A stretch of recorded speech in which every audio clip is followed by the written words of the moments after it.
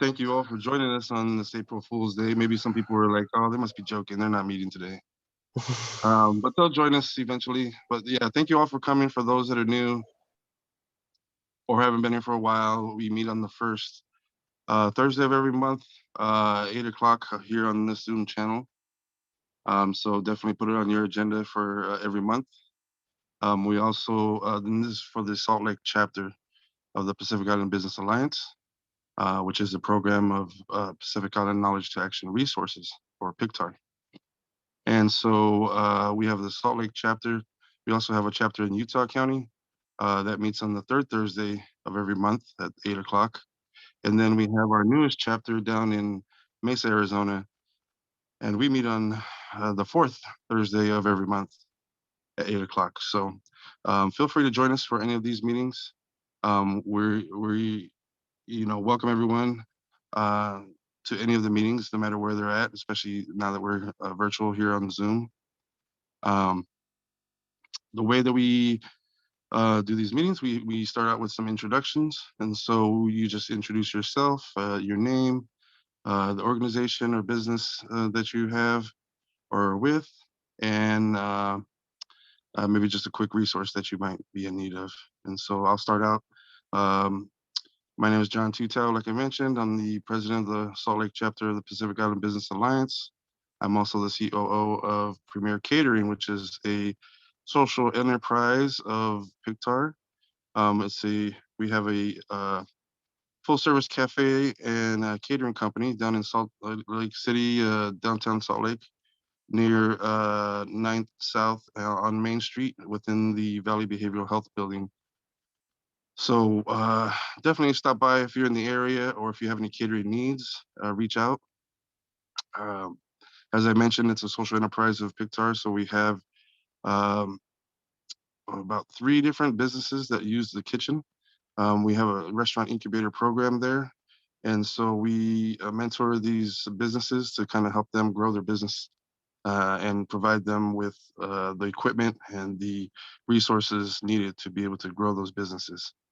And so Business Alliance members get a discount for any catering or cafe needs. So definitely reach out, let me know, or any of the PICTAR team know if you have any catering needs for your organization. So with that, I will pass it to my right. Wazam, you want to introduce yourself and your organization that you're with? Yes, this is Wissam Kudir. I am the Business and Economic Development Coordinator with Salt Lake County.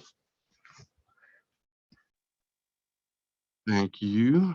And then I see Roberta. Roberta, do you want to introduce yourself?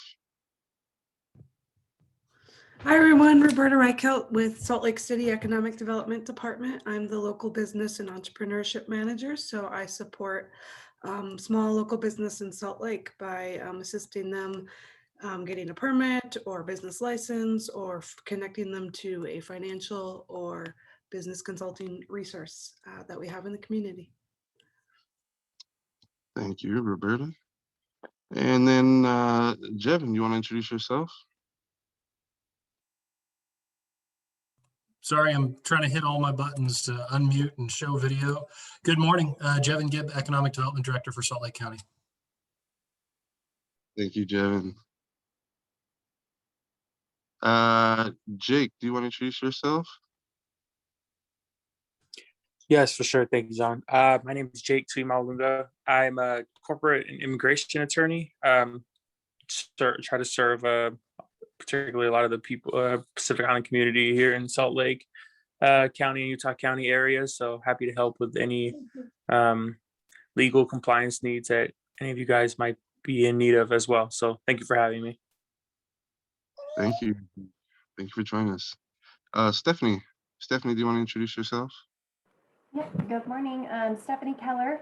I am an outreach coordinator with University of Utah Health Plans. Thank you, Stephanie. Good to see you on the call. Kalani, you're next on my list. You want to introduce yourself? Yep, good morning. I'm Kalani. I am the director of BOW, which is PICTAR's arts organization. Just one quick thing that we have coming up, we are partnering with Craft Lake City for their DIY festival this year, and super excited about having some of our makers, people, anybody that makes homemade items. If you're interested in selling with Craft Lake City at their DIY festival this year, we have a meeting coming up on the 5th to discuss how to apply to be a vendor.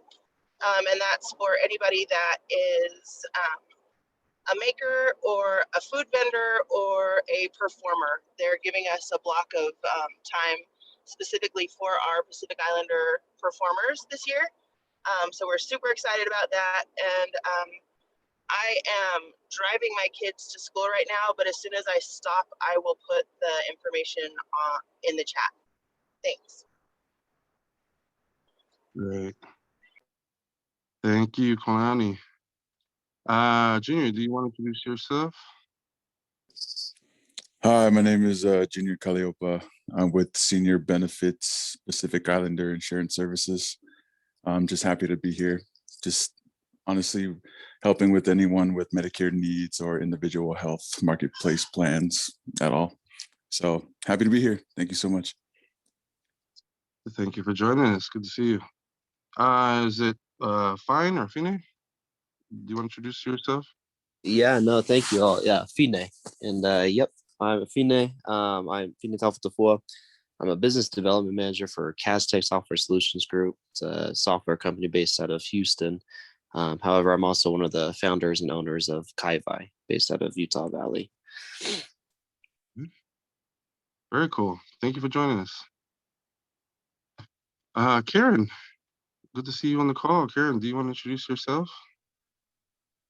Yes, good morning. Great early morning. You guys are early birds. So yes, my name is Karen Lynn Graves. I am the project director for NBEDC. We provide business development and wraparound services for Indians, Alaska Native Hawaiians, by definition of the US Census, in Arizona, Utah, Nevada, and on the Navajo. And so good morning. And you all, John, Susie, and your team for being able to support us and join us last week. That meant the world to us. So thank you so much for your support of our efforts. And good morning, everyone. Thank you. Thank you for joining us, and thank you for inviting us. We had a blast. That was fun doing outreach there. Susie, do you want to introduce yourself? Sure. Good morning. Susie Felch from Alohi Fo'o, CEO of Pacific Island Knowledge to Action Resources, also known as PICTAR. And the Business Alliance is a program of PICTAR. So welcome everybody.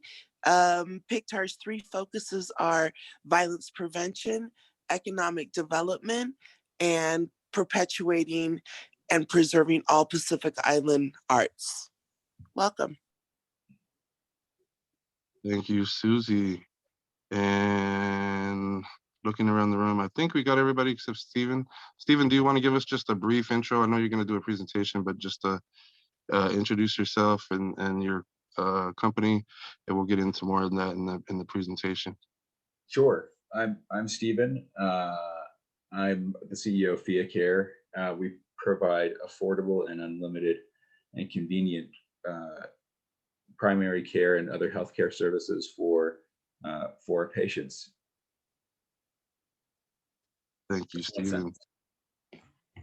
What? I was saying that was one sentence. Very good, very good. All right, well, I think that's all the introductions. I'm not missing anybody, am I? If so, John, can I speak introduce now or? Hey, John, Oh, it's Sharon. sorry, Sharon, go.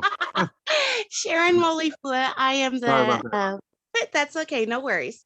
I'm the micro lending coordinator here at the PIBA, Pacific Island Business Alliance, and I will do an update in just a few minutes. Yes, thank you, Sharon. Sorry about that. And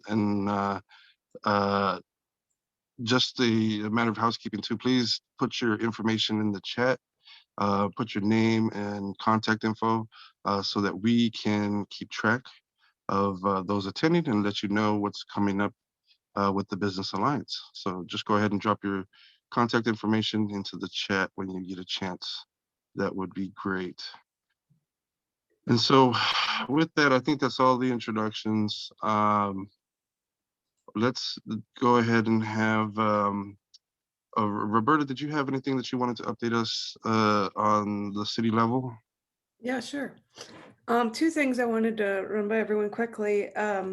We just heard from the Arts Council yesterday, and I believe she's not on the call right this month, but maybe next month. We are bringing back our, if anybody has heard of our Living Traditions Festival, it's an excellent, excellent, excellent festival that we have every year, usually at City Hall on the grass outside, where we just invite cultures from all over to do performances, to sell their goods, to showcase different foods. But of course, due to COVID constraints, we canceled it last year pretty much completely. And then this year, we are doing a much smaller scale. They're doing it 4 different days throughout the city. So one of the days will be at City Hall, but the rest will be throughout Salt Lake. But they are still having opportunities for booths. And so I wanted to let the Pacific Islander Business Alliance know that they reserve booths for free for a lot of the chambers, which you guys would fall into. So if you guys were interested in having a booth there, and you're also welcome to set up some of your vendors of your businesses that sell goods. I think they charge a small fee for that. But otherwise, if you just put the PIBA booth there, they would let you do that for free. And I'll give the whole group more information as I get it, because I think they said it's starting the end of May. So it's going to be like 4 weekends, I think, through May and June. So it'll be a lot of fun, and I'm really happy it's coming back. If you haven't been to it, it's a great opportunity to get to know all the cultures that are in the Salt Lake area. And then secondly, I mentioned in the last meeting that we are doing a big push for our Open Streets outdoor dining campaign in Salt Lake City. And as far as that's going, we're going to do a big webinar about it on Thursday. Let's see, that's like April 7th or 8th. And we'll broadcast it out to everybody. We'll record it live so you can see what it's all about. But I just wanted to offer myself as a resource.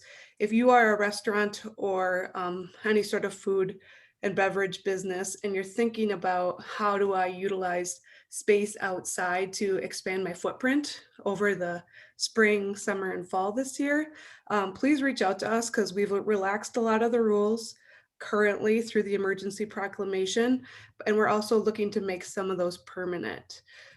So we want people to be able to take advantage of this, even if you don't have room on your private property. We're looking to use the city right of way for you as well. And so please reach out if you think you have an option and you want to talk through some of the regulations for this. That's all. Roberta, is that just for the regulation side, or is that also provide resources as far as like tents and the logistics to put that together, or is that on the business owner to do that? Yeah, right now that's not, well, so we've requested this funding through the city council. It actually got discussed. We have some funding left over from something else that didn't get spent last year, and we requested funding specifically for these purposes. We are expecting them to actually approve it. I wasn't going to say anything until it was approved, but now that you ask, and certainly we would do a big announcement should this program go out for assistance for funding. We would definitely want you guys to spread the word that it is available once we have that. But we do expect some financial assistance to be available in the form of a grant program.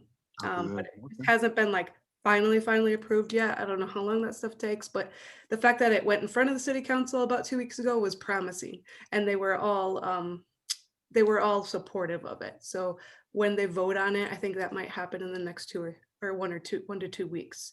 So I'll certainly reach out to you guys should we be able to put a grant program together quickly for resources for that. Very cool. Okay. Thank you very much. Did you have anything else, Roberta? Was that No, it? that's all. Thank you.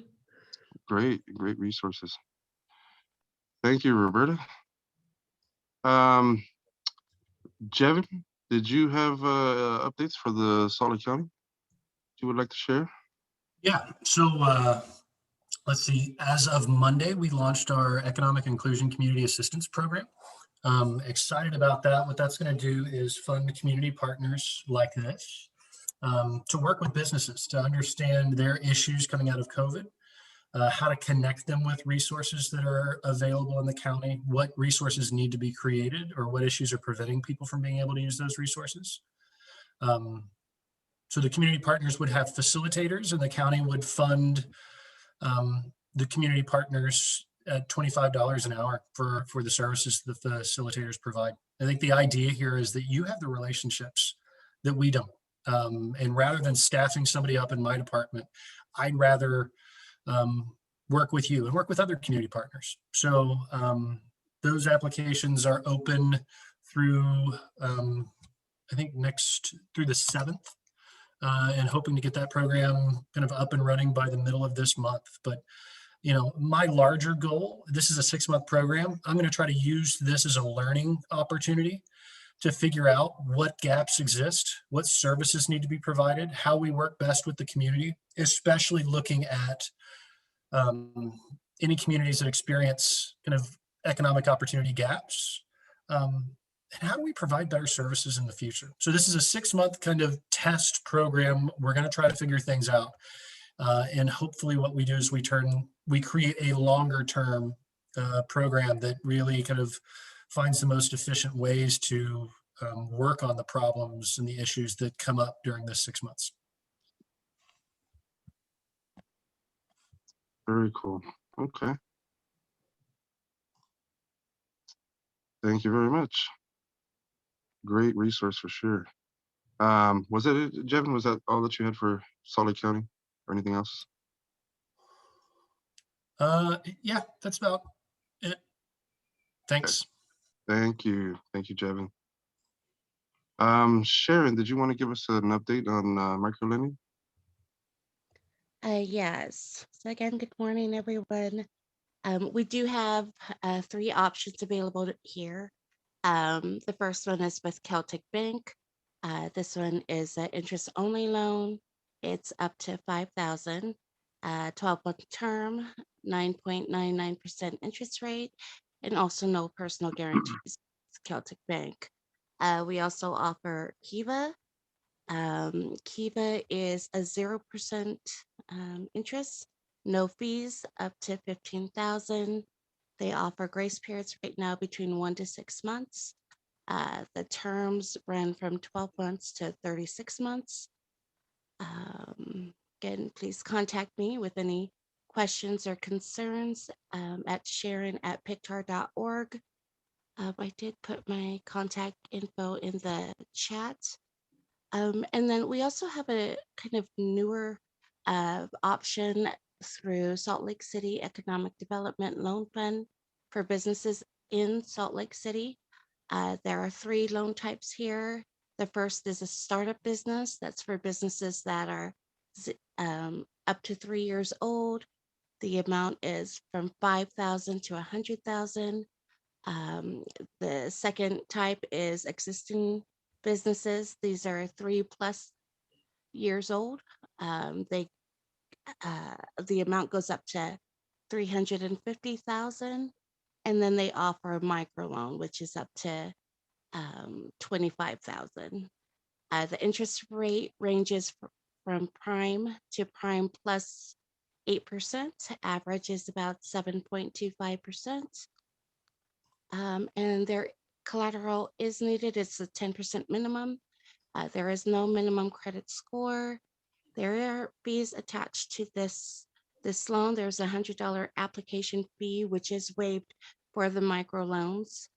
And for additional information, you can also go to www.saltlakecity.com/EDLF, and I will add that to the chat as well.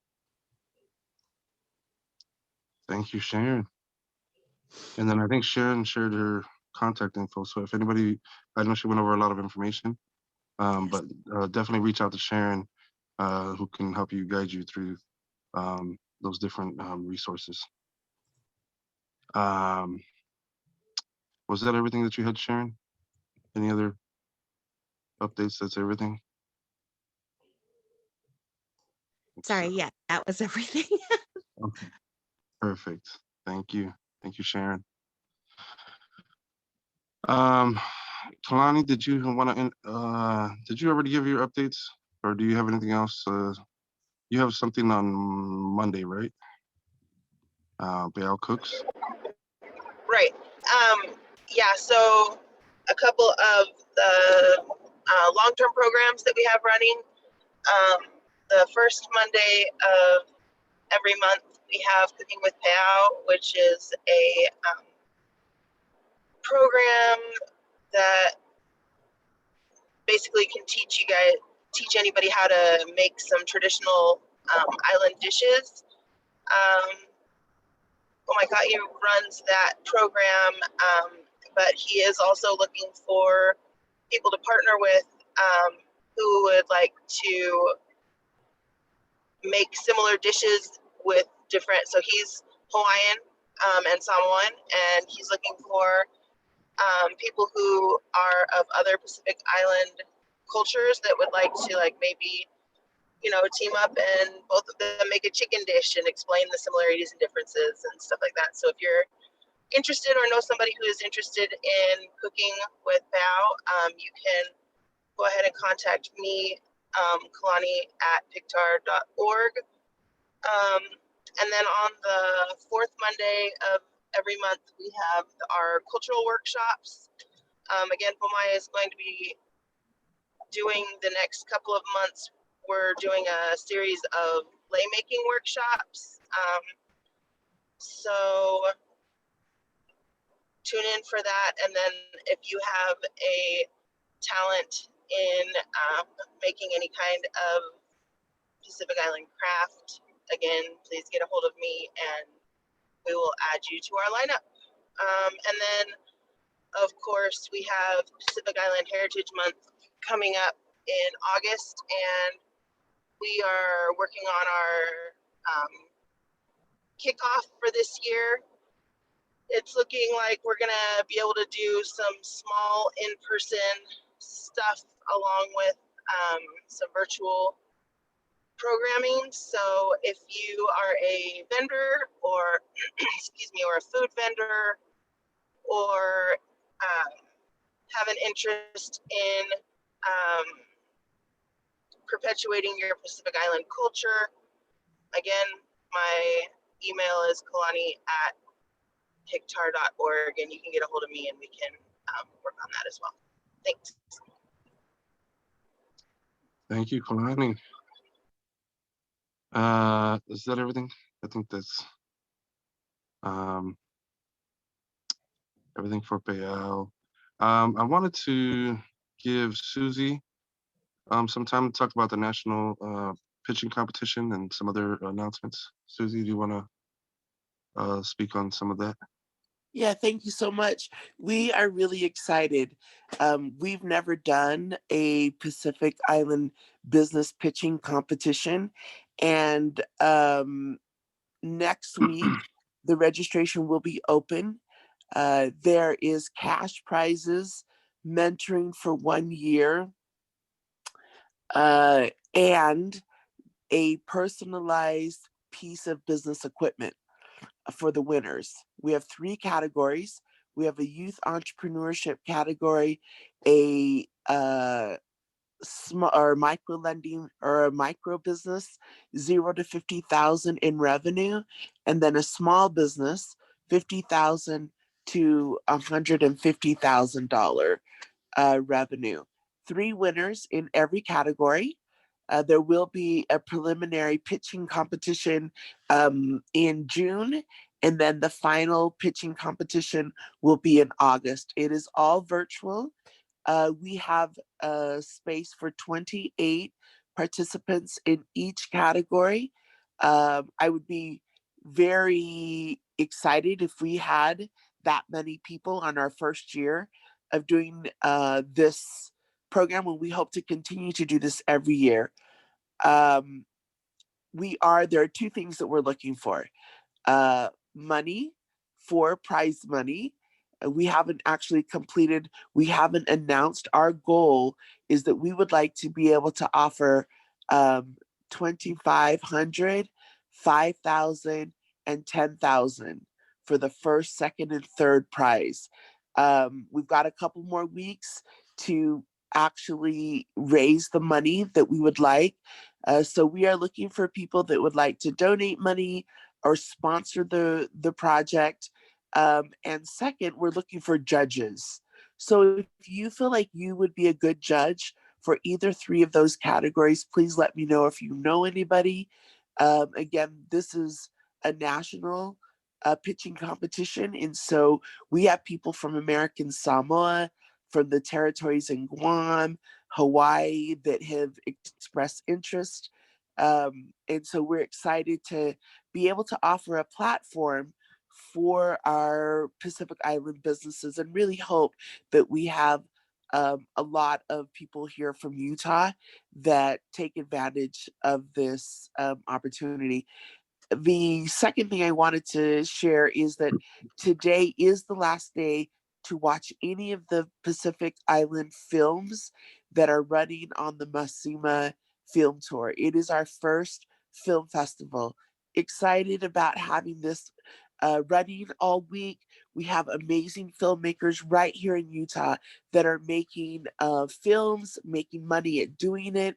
We really wanted to start this film festival, and grateful for the partner for Salt Lake Film Society, that now we will do this every year. This year it is online, but next year it will be in person if everything goes well.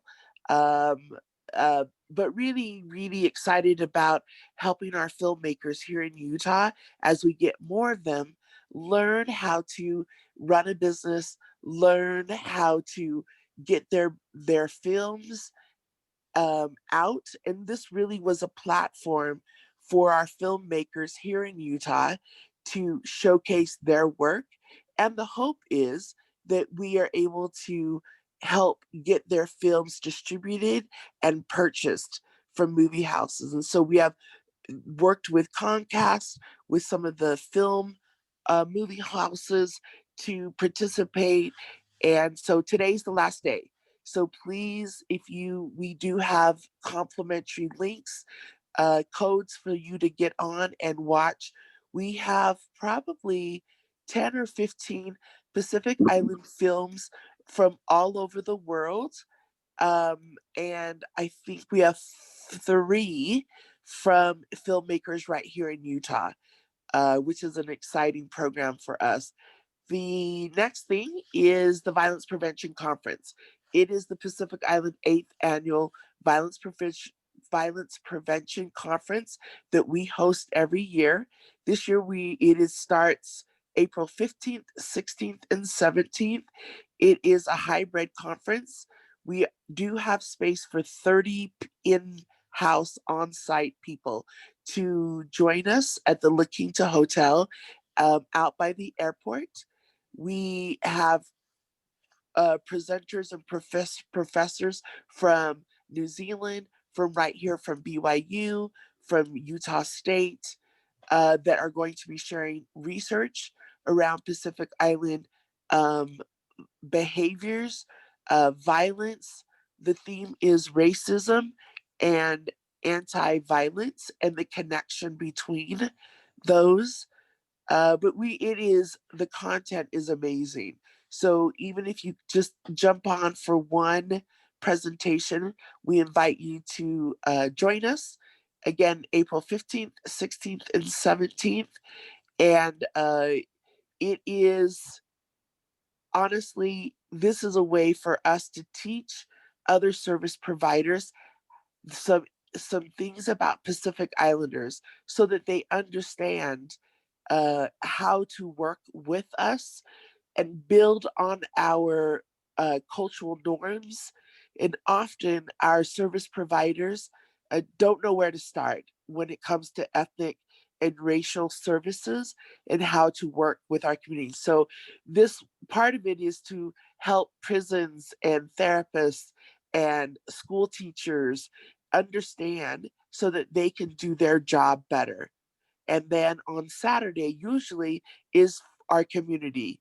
And so we shift lenses and provide research, uh, a space for us to have these conversations about what violence looks like in our community and how it affects our everyday life. It affects our businesses, it affects our family, and it also affects the outer communities.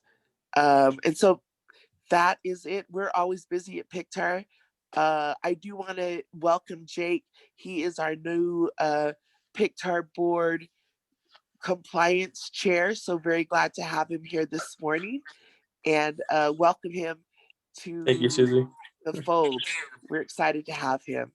So thank you very much for everybody.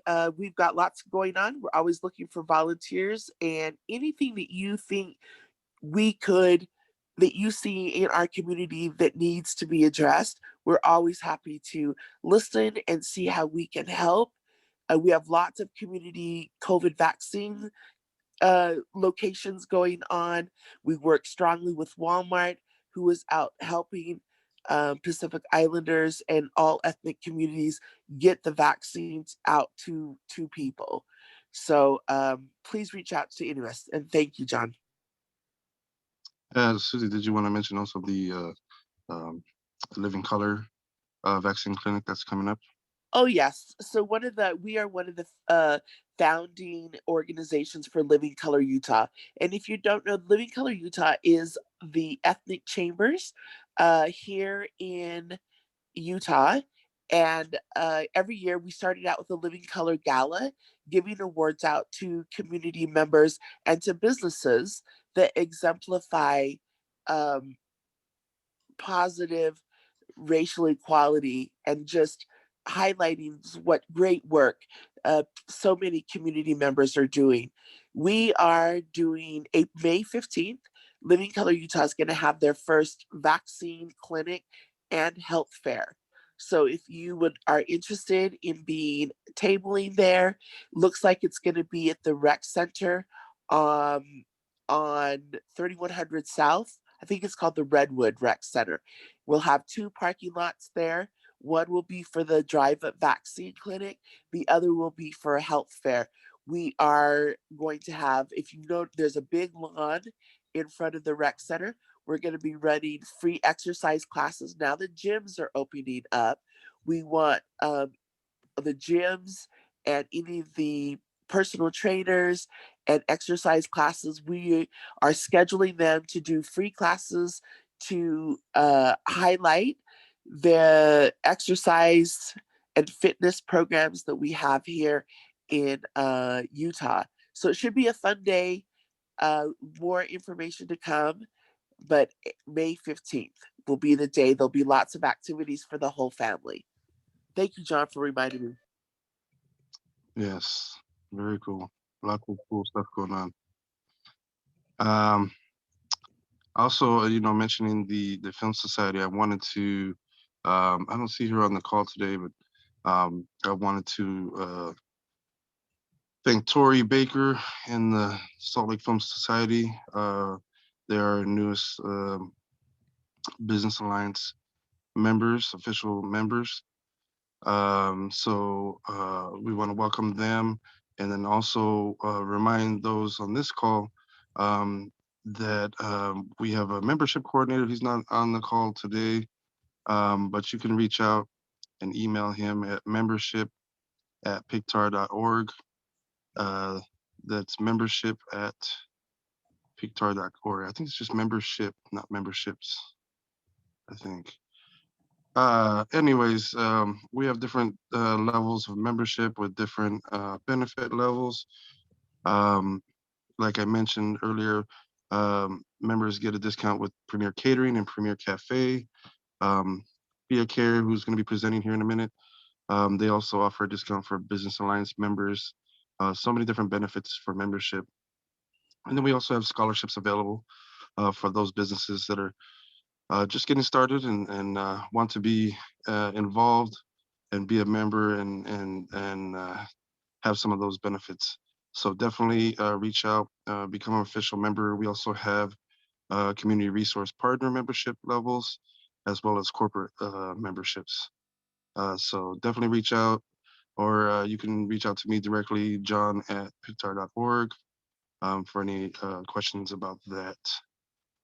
And so with that, I'm trying to think if I'm missing anything else before we turn the time over to Fia Care. I think, Karen's on the call. Do we want to kind of give an update for those that weren't aware? Last, what was it, weekend? Last Thursday, some of the Pictar and Business Alliance team traveled down to Vegas for a business matchmaking event put on by Karen and Betsy.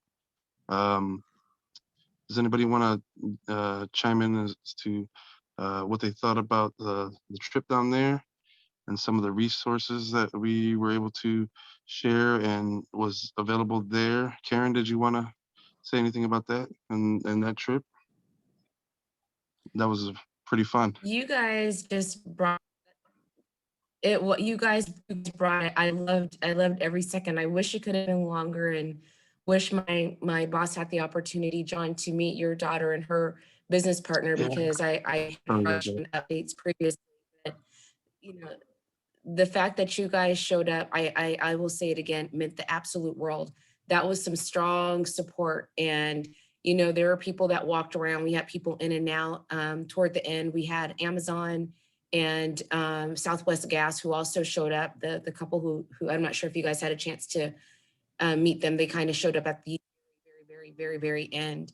But they were just very much impressed. We showed them the video and everything else, just showing who our community partners are, and really expressed all the work that you guys are doing in the communities that you serve. And I think I was talking with Susie, and I said, are you guys going to come here to Nevada? Because this may be another opportunity for Pictar to have roots there as well. But just business diversity services and wraparound services, and you guys fulfilling that arm with everything that you do just meant the world that you were there. I'm hopeful that you made great connections. I heard nothing but great things from our community partners about you all, and just some folks who just happened to stop by. They were on the elevator and walked right in. So again, thank you for everybody here on the line who showed up. I do want to let you know that we are going to be out there in Utah as well. I'll make some coordination efforts with Susie offline regarding that.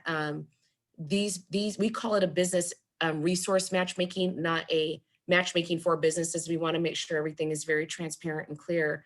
But our businesses need resources. And right now, some aren't in the position to bid on opportunities. That's why we're providing these different wraparound services. And this is part of one of our goals under NBEDC to provide it in the 3 different states that we serve. So again, thank you guys for all of your support of our efforts. Thank you. Thank you, Karen.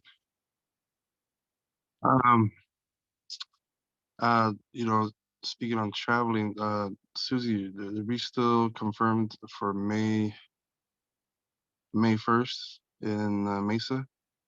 Are we going down again to support? Yes, yeah, it locale? does look like we are going to support the Aloha Kitchen business in Mesa, Arizona. They are increasing their product line to include Pacific Island arts and crafts. And so on that particular day, they're going to have artisans there from different Pacific Island communities, and they've asked us to also table and support them in, they would like to have an Arizona Pacific Island Heritage Week like we do. We have a month here in August, and so we're going to support them in helping their state have a declaration as well in Arizona as a Pacific Island Heritage Week, which will be the week of May 1st, which also goes along with our Native Hawaiian who have May Day festivities in their community traditionally. So we will be back down in Mesa, Arizona to support that chapter and the work that they are the first Pacific Island store in the state of Arizona. And so we want to make sure that they're successful at what they're doing as well. So anybody that you know in Arizona, let them know. We'll be there May 1st. Great, great. Thank you, Karen. Thank you, Susie. Thank you for those updates. I wanted to, looks like Will Unga was able to join us. Will, do you want to introduce yourself and your organization real quick? Hi, everybody. I'm Will Unga. I am happy to be here. I'm representing an import-export company of my own called Amo International. Yeah, so if you have any needs in that regard, let me know. Thank you. Thanks, Will. Thanks for joining us. I think that's all I had before I turn the time over to Fia Care to tell us more about their business. Does anybody else have any other announcements that they would need to bring up before we turn the time over to Stephen? Hey, John, I wanted to give Fina just a few minutes to talk about his Kai Vai drink, because I have to tell you, my friends from Utah County, they call me all the time and ask me, they're out of Kai Vai down in Utah County. Do I know anybody that sells Kai Vai here in Salt Lake County? And so, Fina, could you tell us a little bit about Kai Vai and what's going on? You've got some big wins with your business. And what you're working on. Appreciate that, Susie. Thank you. Yeah, no, I don't want to take up too much time, but yeah, no, Kai Vai is basically it's based off of kava. What we did was we took the chemical or the active chemical compound out of kava lactones.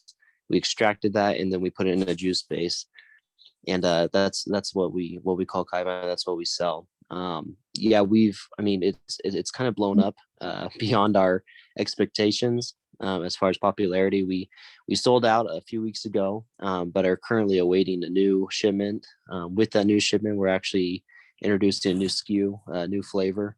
So we're really excited about that. And we're actually reformulating the current flavor to make it, just taste better and function better. But anyways, we actually just we're wrapping up negotiations with Associated Food Stores, which is they're a large food distributor based out of far west Utah, and they own all their stores such as Macy's, Fresh Market, Lens, and they distribute to Harmon's as well, and a few other stores and grocery retail locations throughout the Mountain West region. But yeah, we're really excited about that. We're really excited to hopefully get on those store shelves here pretty soon, make it easier for everyone up in Salt Lake County as well as Utah County and everywhere else to buy some Kai Vai. And yeah, we're just really excited to be a part of this group as well. Appreciate you guys welcoming me and whatnot, and yeah, we're excited.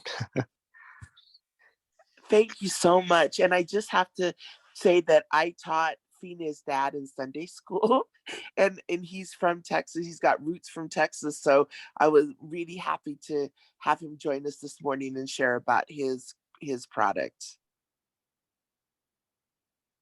Very cool. Very cool. Very exciting. Yes, thank you, Fina, for joining us. We hope you can join us on our future calls as well and keep us updated on how things are going. Anybody else have any other announcements or things they want to bring up before we turn the time over to Stephen? If not, I'll turn the time over to Stephen to talk more about Fia Care. Go ahead, Thanks, Stephen. John. Thanks, John. Good morning, everyone. I think I know a lot of people on here, and for those that I don't already know, great to see and meet you. I've talked about Fia Care in the past, and so I want to keep it pretty simple and focus on this group's ideas and this group's this group's experience with healthcare acquisition problems, and for their own businesses, or and businesses with whom they work. What we do is we offer healthcare memberships for businesses and their employees to get unlimited access, primary care and other healthcare services for a fixed fee. We start at $70 a month for an individual, and what that includes is unlimited access to your primary care provider, house calls, where we send your PCP to your house or wherever you want to meet to see you, the whole family. We're open weekdays, weekends until 9 p.m. And we also have an app whereby you can connect with your PCP via text, via video call, phone call, what have you. We also do prescription discounting and prescription negotiation, where we can get the prescriptions down in price by an order of magnitude. One patient of ours had diabetes medication in the several hundreds of dollars per month, and we managed to reduce that price down to $13 per month. So it's pretty fantastic. So one thing that I kind of want to ask the group is, what, as business owners or people who work with business owners, what are some of the healthcare problems or challenges that you all face when trying to decide, what am I going to do for healthcare for my company and my employees?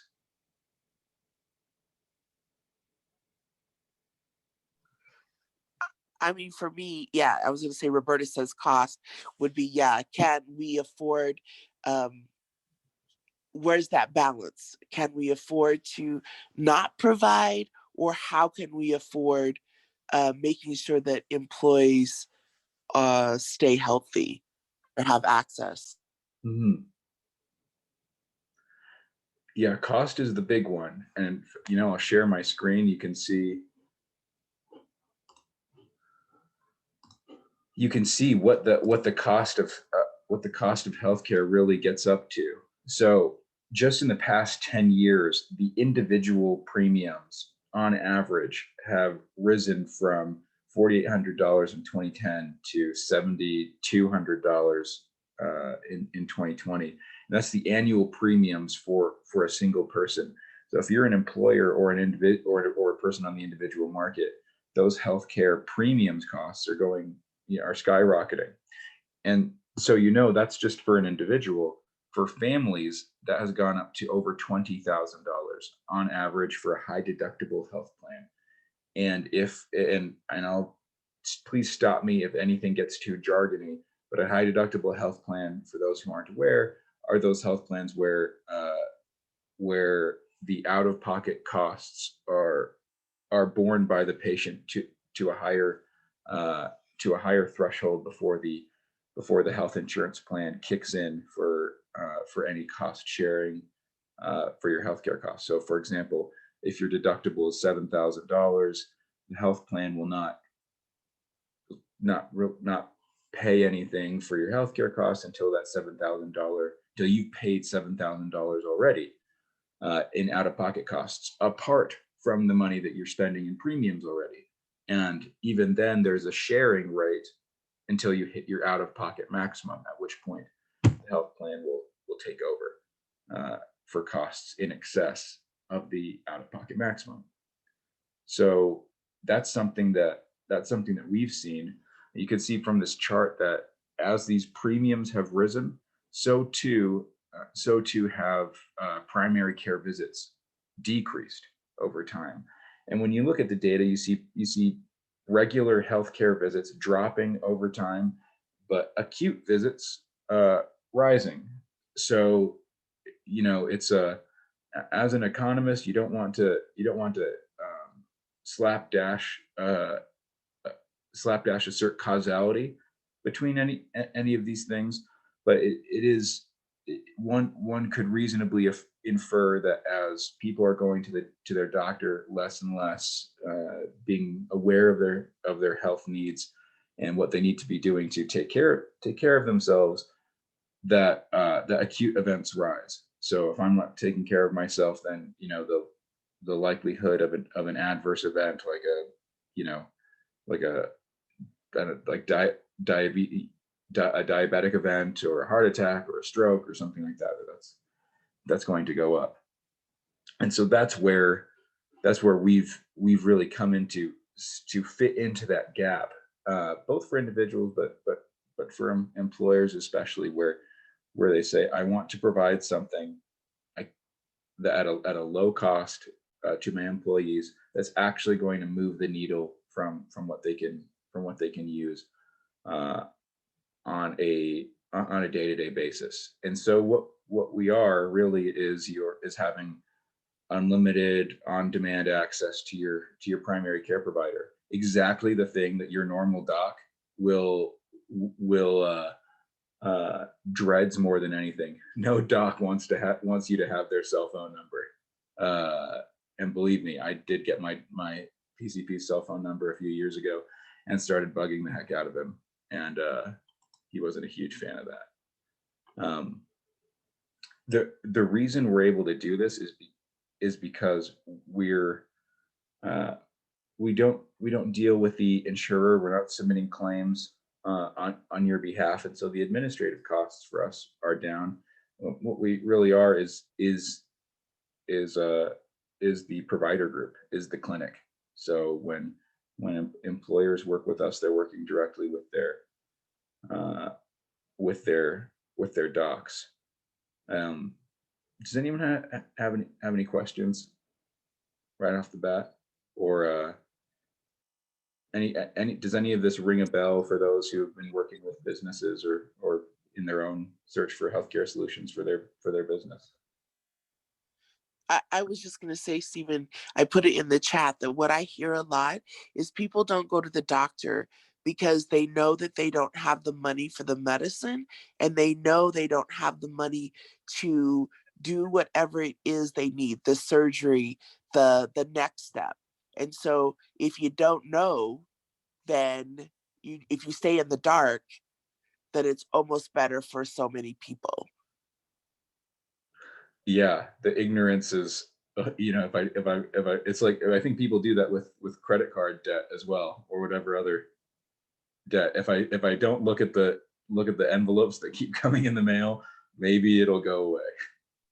Right. And I think that's what pushes, like, and I know Stephanie's probably on this call if she's still on, for University of Health insurance company, but the emergency rooms have spoken to me many times about our community going to the emergency room for things that are not emergencies, or they come into emergency, they're already at 4th stage cancer, right? Yep.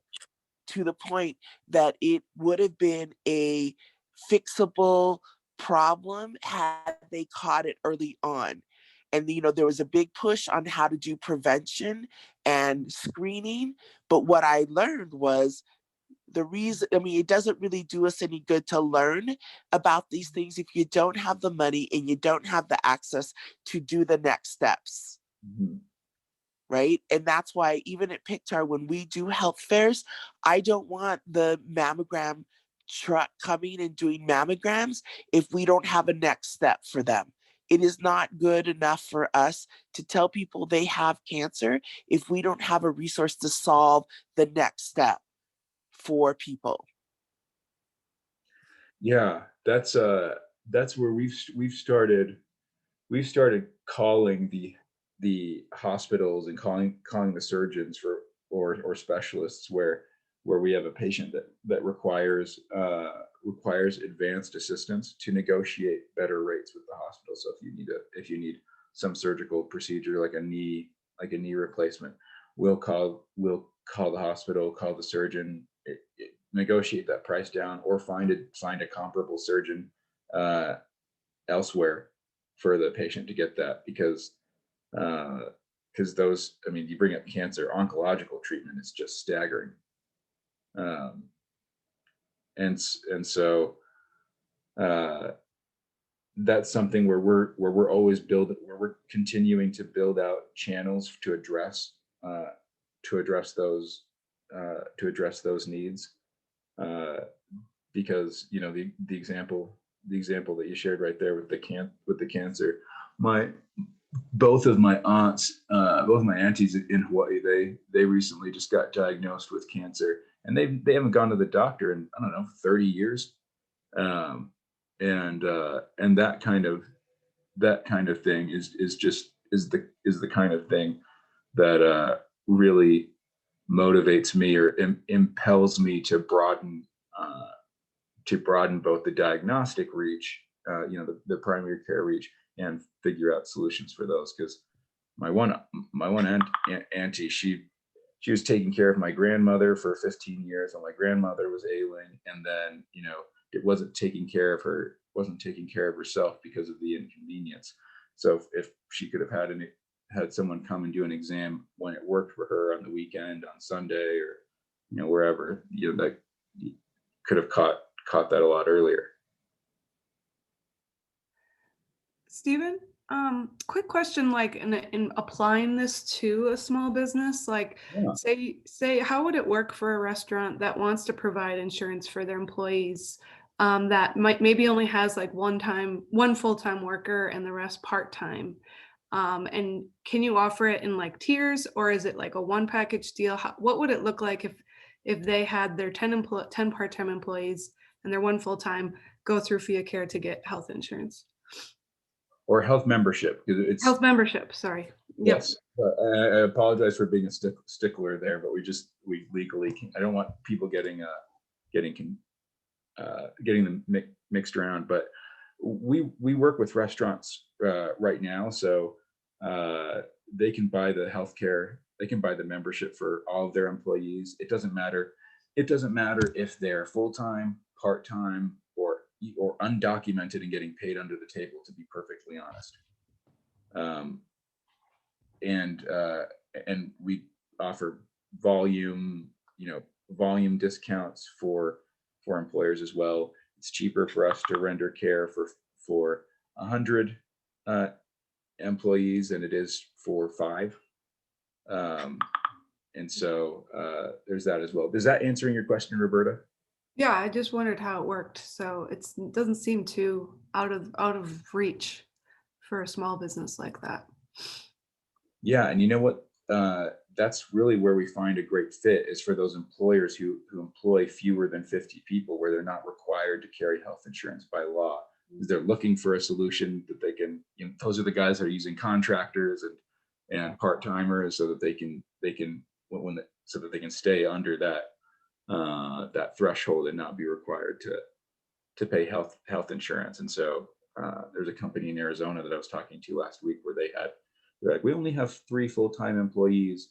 And I was like, great. It's like, well, it doesn't matter if you have contractors or part-timers. They're like, wait, what? Okay, we have 72 contractors and part-timers. Can we offer this for them too? I was like, of course.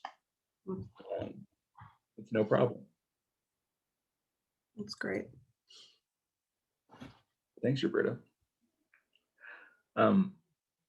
One other thing that Susie, you brought up, talking about the emergency room visits, and Stephanie, you probably see this in your data.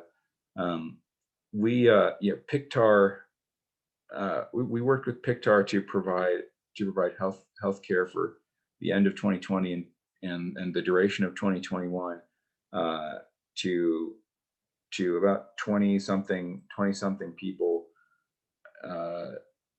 through a grant. And what we saw, and I did this slide a few weeks ago, but what we saw in that time is some pretty staggering stuff in terms of ER visits, because people have our app on their phone and they can access us, after a couple of swipes and button presses. We found that we've avoided a ton of ER visits, and so that's what you're seeing here. We avoided 25 ER visits, and I think we figured an average cost of around 24 or 2,800 for an ER visit to estimate the total dollars saved. But a ton of ER visits in 3 months avoided, a lot of time avoided by not going into the doctor's office. And those are some visits that may never have occurred because of the inconvenience. We did a ton of house calls, and so for this grant where for $14,000 we're providing this service to the end of 2021. There's just a crazy ton of cost savings, both for the individual and for the hospital, who presumably was going to get hosed by ER visits that they'd have to provide, and may or may not have been able to collect on the fees for those visits. And so there's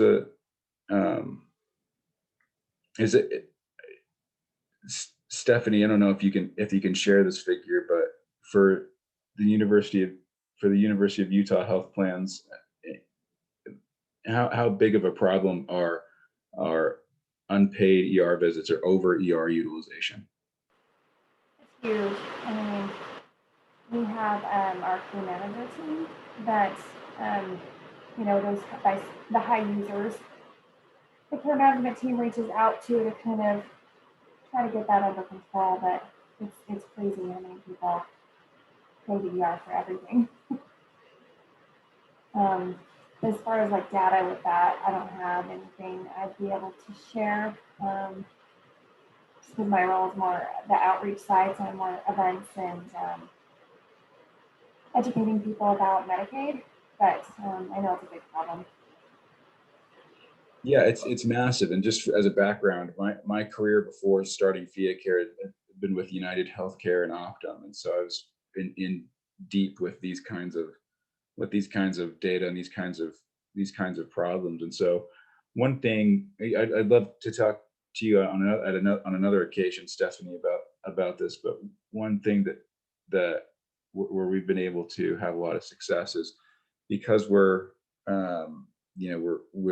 bringing on a bevy of bilingual Spanish and English providers. We're growing in that market with the Spanish speaking and especially the undocumented community to provide this service. And there's a population that are typically high emergency room utilizers. Between our community, between the Pacific Islanders and in that community, those are some high ER utilizers. And so it's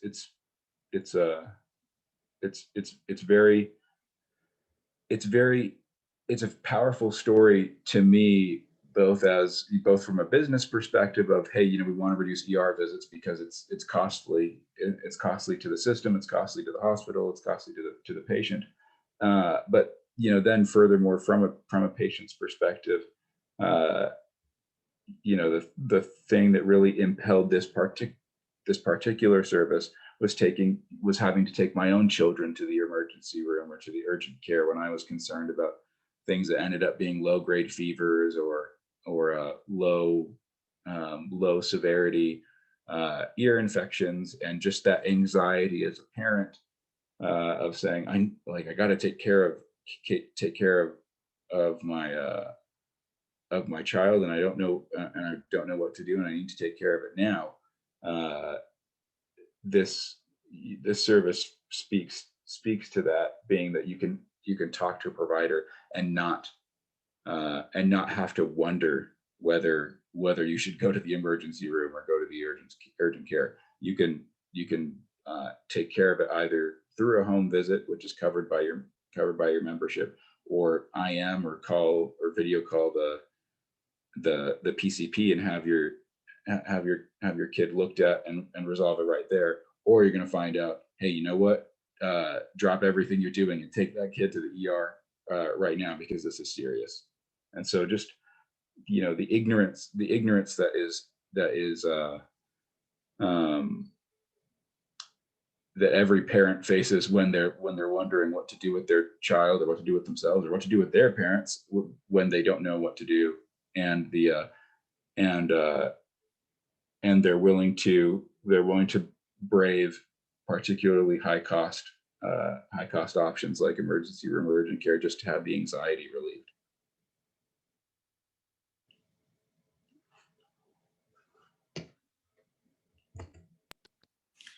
Hey, Steven, this is Will. I have a question. Please. On the first slide that you had, you said that there was a total amount of savings with those initial recipients of about $1,200. On the second slide, you said there was a lady that she had hypertension and I think diabetes, and she went I think from $300 maybe per month to down to, I forgot what it was, $13. How were you? Do you have a straight across the line discount on all of the prescriptions that you have, or is it just, does that include injections and stuff as well, or how is Fia Care able to get those discounts? Two ways. One is very recent. Joyce Kim from Stewart is working with her to get a prescription discount card that does have that kind of across the board prescription discounts for patients. And then, but for in that particular instance, we called the pharmacy and negotiated with the pharmacy directly to get the price down. And so those are the two things that we have at hand, both a across the board discount card, and then also we'll call the pharmacy and figure out what we have to figure out with them to lower the price for patients. And so it's pretty awesome. The first time we did that, I didn't even know that we could do that. And then they told me afterwards, and I was like, well, that is incredible. We should keep doing that. So if the prescription discount card gets you down so far, and this is a totally arbitrary example, not real, so just take it for what it is, but let's say your medication or whatever it is that you need is $500. And then the prescription discount card gets it down to $180, then we could call the pharmacy and see how much further we could get that down as well. Yay. Yeah. I mean, no doctor's office does that. And in fact, I feel like a lot of doctor's office, when they write the prescription, they have no consideration of the amount that it's going to cost, because half the time the doctors don't know. So like, kudos to Fia Care for adding that service, because I know I've gotten a prescription and I got to the pharmacy and it was like $500. And I thought to myself, well, I can't get that prescription. Have to call the doctor back. They have to write another prescription. It's just a pain. So like, that's a great service that Fia Care provides. Yeah, Stephen, I can't tell you how many, coming from the insurance side as a insurance agent, I can't tell you how many clients I have that say like the quality of care and how much they have to pay out and what kind of doctors that are really caring for them on their behalf really matters. And I think Fia Care is going to change the game on that. So it's what you're doing is great. Thanks, Junior. And you know what that reminds me of is I haven't mentioned it yet, but we also do we also cover the labs and blood work cost for our patients. So we have especially low rates to do that, and so are able to absorb those costs as part of the memberships. So that's our philosophy, is one price, all inclusive. And there are a couple exceptions that rarely happen where there's some lab, some obscure lab that we don't have a negotiated rate for, but by and large 99.99% of the time it's covered as part of the membership. So the way I sometimes describe it is we're like Netflix for primary care, and other healthcare services. One payment and everything's covered. You don't have to worry about the copays or, oh, you know what, I can just deal with the pain in my knee because I don't feel like paying whatever it is to see the doctor again because I already saw them last week and I only have, I mean, my primary care visits before doing Fia Care were $180 usually. I never hit my deductible, which always sucked.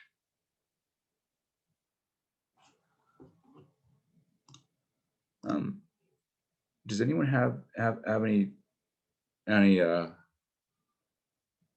questions or topics or ideas that they want to explore?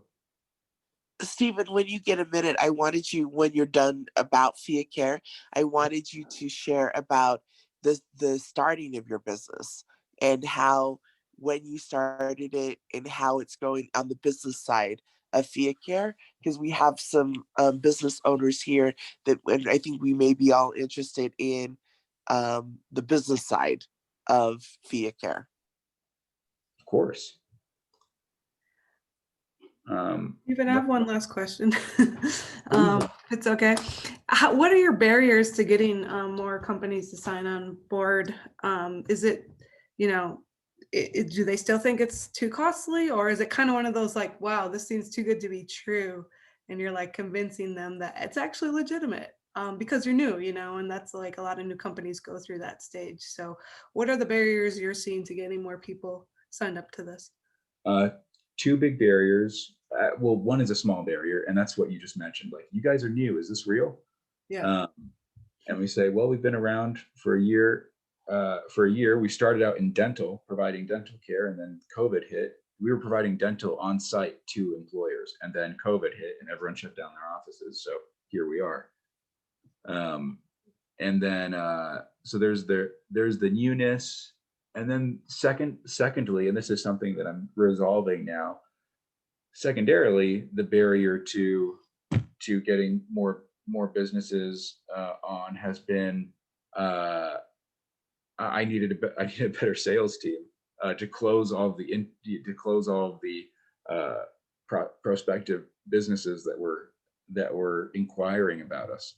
And so that's something that I've resolved right now, and which is a good problem, but kind of a crummy problem too, because, you know, to be totally candid, of the 10 businesses that I've had initial sales calls with in the past 2 weeks, I had to do the follow up with them.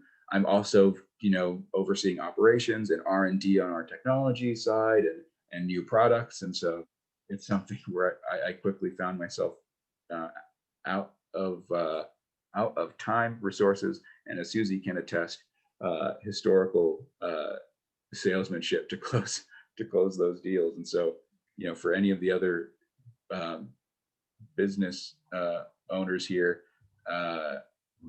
you know, the biggest lesson that I learned from working with Susie and PIBA is that is to learn what my strengths were and what my strengths weren't, and where to go get help on that. So you're hiring people in sales, or? Yes, right now. If you have anyone, Roberta, that you want to send over, by all means. I'll think about it. Just curious, thanks. Yeah, no, please. Hey, Stephen, I know we've had conversations on helping Fia Care to grow, especially in my type of field where I've dealt with many people who are undocumented in the system. How can we promote Fia Care in a way where it makes the business better for you? Honestly getting this program going with people. It's, you know what, it really is just volume. Whatever we can do to build that volume, to build the volume, to build the trust. We just met yesterday as with some of us from PIBA to figure out how we can, you know, build trust in those communities, and so I think that's where we're trying to work now, is to build trust, and then furthermore, in certain cases, it may be pricing to the budgets of those customers. An undocumented person may be able to afford less than a white collar whatever worker, and so that's something that we're also thinking of is either paring back services to offer a more inexpensive membership for those folks, and or subsidizing those memberships with memberships from employers or whomever. That's kind of it's in the ideation stage right now as for how best to reach those folks. Stephen, what would you say in the last week or month have been your biggest wins? Because I think you've had some big wins too. Yeah, biggest wins. One is we're onboarding a very large employer and kind of gotten into a nice network of employers in Atlanta. So the first employer is 500 something employees, which is substantial. And then we actually now are going to be providing healthcare services for American Samoa, and that is as of yesterday. So it's kind of a big win as of yesterday. We're now going to be assisting with the healthcare needs on the people repatriating to American Samoa, and then also providing healthcare on the island as well. And then another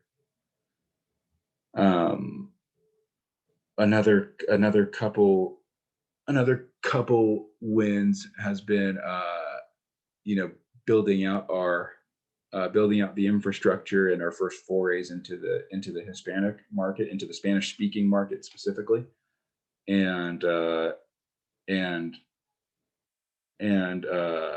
this is a win yet to be, is a lot of the connections that were made last week at Karen's event in Vegas. We already have a bunch of meetings set up with large employers, both here in Utah and in Arizona, where they're interested in providing this for their companies. And so it's pretty awesome. Things are picking up rapidly, really in a huge measure because of the Business Alliance, to be honest.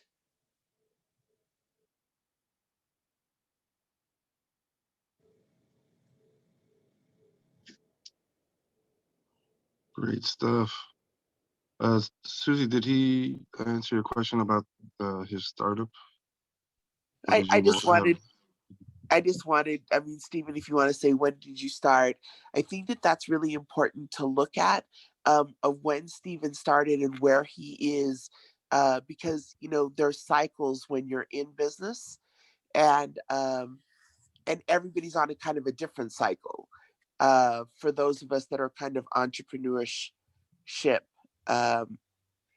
So Stephen, do you want to say when you started your business? Yeah. And I apologize. I have a call at the half hour, so I'll condense it. We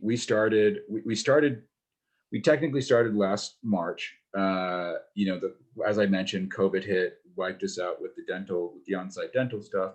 So we relaunched in November, and we relaunched in November doing the primary care memberships. We relaunched with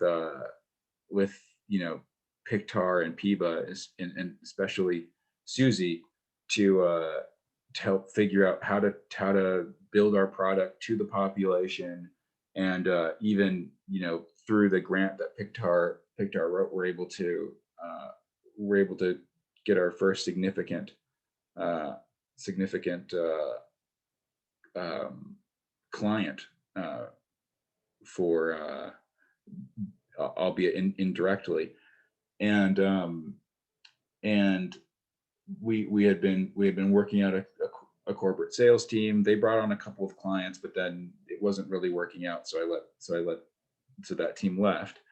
And from that point, you know, we've been steadily growing. And so we've been steadily growing really in the protective cocoon of PIBA. We've been able to test out our product, refine the service, get have terrific experiences with patients that from which these patient testimonials here really have come. From a consulting perspective, whether it was yesterday morning or going to Original Pancake House to talk with John and Susie and Kalani and Sharon and everyone, it's kind of been a council of minds and perspectives to refine both the business and then refine refine really where I ought to play as the primary driving force in the business, and that's one thing for which I've really been grateful. And anyone who's thinking of joining the Business Alliance or already is that there's a lot of experienced people here, and it's a place where you can really expose the vulnerabilities of the business and yourself to get candid advice and counsel as to what you ought to be doing. And not but a few weeks, maybe it was a month, maybe it was 2 months ago, honestly. I don't know how long it was, but Susie and John counseled, hey, you got the business, the B2B sales thing going, but it's taking some time to really go somewhere. So focus on the direct to consumer. And here's how. And you should get somebody else to do sales because you're good at this stuff, but there could be someone else better at that stuff. I'm sugarcoating that a little bit, but and then yesterday we were on the phone going past our regular meeting while Sharon and Kalani were offering insight on, hey, you know what, if you want to go to the direct to consumer market, you really need to be cognizant of these things. And so it's you're not really going to get that kind of insight if the only consultant type people you're talking to are high priced McKesson BCG types or what have you. And so it's been, sorry, this is turning into a PIBA infomercial. I know. I was just gonna say, I wasn't intending a PIBA infomercial, and Stephen, it's 9:32, and you have a call at 9:30. Yes, apologies. So we'll let you jump off. Thank you. Thanks, Stephen. And Stephen, I saw you dropped his chat info, his contact info in there, so you can reach out to him directly for any more questions or to sign up for Fia Care. Definitely sign up. Like I said, PIBA has a discount available for Business Alliance members. And so definitely take advantage of that service. Thank you, Stephen, for your presentation. I know you got to run, but we appreciate you taking the time to share your business and your journey with us this morning. So thank you. Thank you very much, Stephen. With that, like I said, reach out to Stephen directly if you have any questions about Fia Care. If you haven't already, please make sure you drop your info in the chat so that we can contact you. Again, we do these meetings for the Salt Lake chapter on the first Thursday of every month, 8 o'clock at the same Zoom channel. So please join us next month for the same thing. And like I said, third Thursday for Utah County, for those down in Utah County, and then the fourth Thursday for the Mesa chapter. So with that, does anybody else have anything else that we need to bring up before we adjourn this meeting? Sorry. If not, anybody? Seeing none? Thank you all for joining us this morning. We went a little bit over, but thank you all. A very informative meeting. Lots of great resources. Thank you all, and you guys have a great rest of your week. Bye, everyone.